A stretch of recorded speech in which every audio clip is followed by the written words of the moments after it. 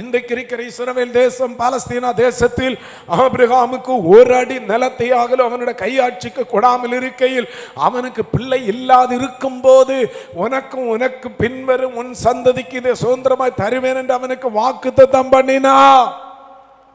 அதை ஆபிரகாம் விசுவாசித்தாரா?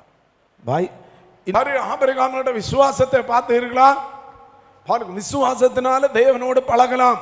அந்த விசுவாசத்தினாலே அவர் என்ன செய்கிறாரு? இல்லாதிருக்கிறவைகளே இருக்கிறவைகளை போல அழைக்கிறவருமாகிய கர்த்தர். இல்லாதிருக்கிறவைகள் அதே போல இல்ல, ஆனா தெய்வம் எப்படி அழைப்பாரா? இருக்கிறவர்களாய் சொல்லுகிற அநேக ஜாதிகளுக்கு தகப்பனாக்குவேன், உன் ஜனம் இப்படி இருப்பார்கள். ஆனா சூழ்நிலை என்ன?